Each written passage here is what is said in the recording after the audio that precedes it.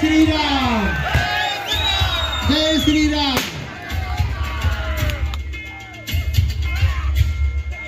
तसेच आपल्या भोसे जिल्हा परिषद गटाचे उमेदवार प्रफुल्लता पांडुरंग राजूबा पाटील यांचाही या ठिकाणी प्रवेश झालेला आहे.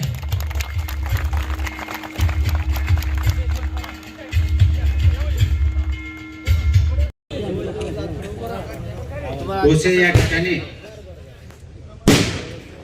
आपल्या सोलापूर जिल्ह्याचे पालकमंत्री महोदय जयकुमारजी गोरे साहेब, जिल्ह्याचे माजी आमदार प्रशांत मालक परिचारक साहेब, पंढरपूर मंगळवेढ्याचे विद्यमान आमदार समाधान दादा, आमच्या माढा विधानसभा मतदारसंघाचे नेते, आमचे मार्गदर्शक रणजित भैया शिंदे, या ठिकाणी आमच्या परिवाराचे ज्येष्ठ मार्गदर्शक कल्याणरावजी काळे साहेब आणि दुसरे मार्गदर्शक युवराज दादा, उपस्थित असलेले करकम जिल्हा परिषद गटातील जिल्हा परिषदचे उमेदवार आदिनाथजी देशमुख साहेब, उपस्थित असलेले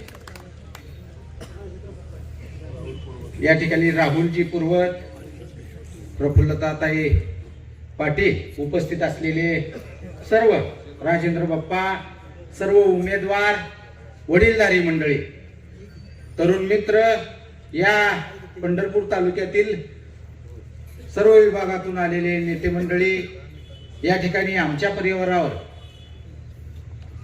विश्वास ठेवणारे सर्व नेते मंडळी असतील, वडीलधारी मंडळी असेल, आज या ठिकाणी भारतीय जनता पक्षामध्ये आमचा जाहीर प्रवेश झाला. भाऊ, याच्या मागची पार्श्वभूमी ज्यावेळेस प्रास्ताविक सांगत असताना सांगितली, परंतु आमच्या तालुक्याची अशी विभागणी 4 तालुक्यामध्ये झाली. 42 गावं आमची माढा विधानसभा मतदारसंघाला गेली. गेले 3-4 टर्म आम्ही बबनदादांबरोबर काम या ठिकाणी करत होतो.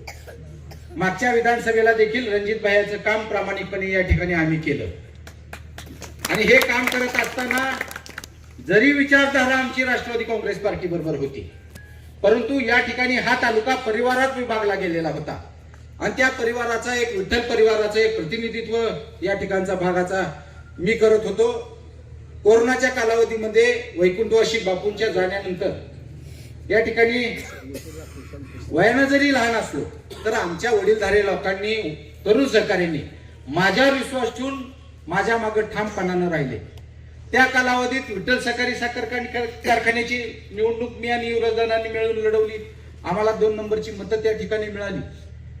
हे करत असताना आपला परिवार दुभंगल्यानंतर कशा पद्धतीचा तोटा होतो हे आम्ही बघितल्यानंतर आम्ही परत एकत्र झालो. आणि हे गोष्ट करत असताना मध्यंतरीच्या काळात 2 वर्षासाठी मला निलंबित करण्यात आलं, कारण की मी रणजित भाईंचा प्रचार केला आणि रणजित भाईंनी कायम ठामपणानं आम्हाला सहकार्य करण्याची भूमिका पार पाडली. या भारतीय जनता पार्टीमध्ये प्रवेश करत असताना आमच्या स्थानिक या ठिकाणी आमचा आमदार हा स्थानिक सत्ताधारी नाही, आम्हाला या ठिकाणी निधीची उपलब्धता नाही. भाईंच्या मार्फत तुमच्या आशीर्वादाने या ठिकाणी जी काही कामं चालू आहेत ती केवळ तुमच्या ह्याच्यामुळे चालू आहे. परंतु जी काय कामं मागे राहिलेली आहे जिल्हा परिषद मार्फत, म्हणजे आमच्या भोसेचं प्राथमिक आरोग्य केंद्राचं असेल, लाईटीचे आमचे 5 युनिटचे ट्रान्सफॉर्मर मंजूर होऊन अजून या ठिकाणी त्याला ही झालेलं नाही. उजनीच्या पाण्याचा प्रश्न, असे बहुतांश प्रश्न घेऊन, ज्वलंत प्रश्न घेऊन आम्ही आतापर्यंत लढत आलेला. आणि हा पक्ष प्रवेश असताना सर्वसामान्य माणसांना केंद्रबिंदू मानून आमच्या परिवारांना आतापर्यंत काम केलेलं आहे. त्याच्या जीवावर आजपर्यंत भाऊ, मी 17-0ची ग्रामपंचायत आहे, 13,000 लोकसंख्येचं गाव आहे माझं. जसे स्थापन झाली तशी जिल्हा परिषद या ठिकाणी ठेवण्याची जबाबदारी या ठिकाणच्या लोकांनी आमच्यावर ठेवलेली आहे. अतुल खरातच्या मार्फत असतील, बाळासाहेब नाना माळींच्या ह्याच्यातनं असेल, किंवा माझी आई स्वतः असेल, माझे वडील होते, माझे आजोबा होते, हे प्रतिनिधित्व या भागाचं करत होते. या ठिकाणी ग्रामपंचायतीचं काम 5 वर्षात करत असताना ही ग्रामपंचायत महाराष्ट्रात अव्वल दर्जाची ग्रामपंचायत म्हणून आम्हाला पुरस्कार प्राप्त आहे. देशासाठी नॉमिनेटेड झालेली ही ग्रामपंचायत आहे आणि एकदम चांगल्या पद्धतीचं काम या ठिकाणी गेल्या 5 वर्षात आम्ही करत आलेलो आहे. फक्त या ठिकाणी भारतीय जनता पार्टीमध्ये प्रवेश केला म्हणजे फक्त राजकीय स्वार्थासाठी केला असं जर कोण म्हणत असेल तर तसं नाही. माझ्या सर्वसामान्य जनतेची कामं ही सत्तेत गेल्याशिवाय होणार नाही अशा प्रकारची भावना या ठिकाणची सर्व लोकांची होती आणि त्या भावनांचा आदर करून आज या ठिकाणी भारतीय जनता पार्टीमध्ये आम्ही प्रवेश केला. भाऊ, मी नशीबवान समजतो की प्रवेश करायच्या आधी मला हे फॉर्म मिळाला. खऱ्या अर्थानं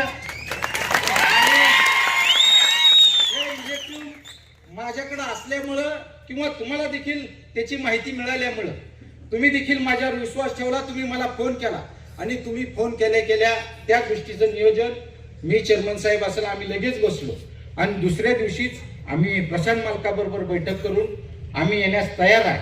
आणि काय येण्यास तयार आहे तर तालुक्यात काय चाललंय, आमच्यावर कशा पद्धतीनं अन्याय चालू आहे. भाऊ, या ठिकाणी फक्त टार्गेट म्हणून गणेश पाटलाला केलं जातंय की उद्या भविष्यात ही पोरग मला कुठेतरी अडवईल आणि ह्या उद्देशानं आम्हाला जाणून बुजून प्रत्येक ठिकाणी या ठिकाणी आडवं जाण्याची भूमिका पार पडते. परंतु या ठिकाणी ठामपणानं सांगतो, कुठल्याही प्रकारच्या गोष्टीला न तमा बाळगता प्रत्येक गोष्टीला ठामपणानं विरोधाला विरोध करून त्या ठिकाणी जी चुकीची गोष्ट आहे ती चुकीची सांगायची नाही अशा पद्धतीची या ठिकाणची काय प्रतिनिधींची भावना आहे आणि त्या प्रतिनिधींच्या भावनेला विरोध करतोय.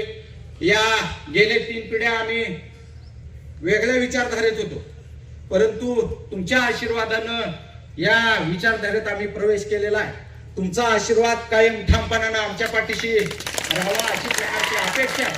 आणि जे काय तुम्ही जबाबदारी आमच्यावरती, जिल्हा परिषद तर भाऊ तुमच्या आशीर्वादानं मी 100% निवडून आलो हे आजच घोषित करतो. कारण की ज्या वेळेस आमच्या लोकांनी उत्स्फूर्तपणे उठाव केलेला आहे त्या वेळेस या ठिकाणी बंडखोरी झालेली आहे आणि ती बंडखोरीचं एक पुढचं पाऊल म्हणून आज आमचा प्रवेश आहे. तुमचा आशीर्वाद ठामपणानं आमच्या पाठीशी राहावा. प्रशांत मालक हे कायम पालकत्वाची भूमिका आमच्या बरोबर आमच्या परिवाराबरोबर घेत आलेले आहेत. रणजित भाई यांनी कायम माझ्या मागे ठामपणानं उभा राहिलेले आहे. समाधान दादा, मी जरी मंगळवेढा ह्याच्यात आमच्या परिवाराच्या ह्याच्यात झालेला असेल तर तुम्ही मोठ्या भावाप्रमाणे बारक्या भावाला माफ करून कायम सगळ्या गोष्टी ठामपणानं माझ्या मागे उभा राहतात अशा प्रकारची एक भावना व्यक्त करतो. काय वेळेस राजकीय स्थित्यांतर झाल्यानंतर त्या वेळेस ती भूमिका पार पाडावी लागत असते, परंतु मी कधीही मतभेद किंवा मनभेद करण्याचा प्रयत्न केला नाही. कायम मी आचारसंहितेत राहून सगळ्या गोष्टी करण्याचा प्रयत्न केलेला आहे. तुमचा शुभ आशीर्वाद माझ्या जनतेचं या 14 गावाचं कल्याण तुमच्या आशीर्वादानं व्हावं हीच एक प्रामाणिक भावना ठेवून आज या ठिकाणी प्रवेश करतोय आणि तुमचा नक्कीच आशीर्वाद आमच्या पाठीशी ठामपणानं राहील. या ठिकाणचे लोकप्रतिनिधी हे केवळ टार्गेट करून आम्हाला कशा पद्धतीनं अडचणीत आणता येतील त्यासाठी प्रयत्न करणार आहे. तुम्ही आमच्या माग सगळ्या गोष्टीनं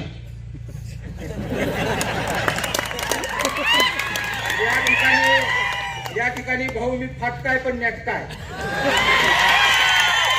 मी कधीही कशाला न काय नसताना भाऊ मी 2 नंबरची मतं विठ्ठल सहकारी साखर कारखान्याला कालचं पोरग येऊन या ठिकाणी टकरी द्यायला आणि ते काय टकरी देतय म्हणून अडचणीत आणण्याचं काम या ठिकाणी केलं जाते. आदरणीय चेअरमन साहेब असतील, युवराज दादा असतील, हे आम्ही एक परिवार आहे आणि सगळेच परिवारातील घटक मला मदत करतील हे ठामपणानं माझा विश्वास आहे. आणि तुमचा देखील आशीर्वाद या ठिकाणी ठामपणानं आमच्या मागे राहावा अशा प्रकारची एक माफक अपेक्षा करतो.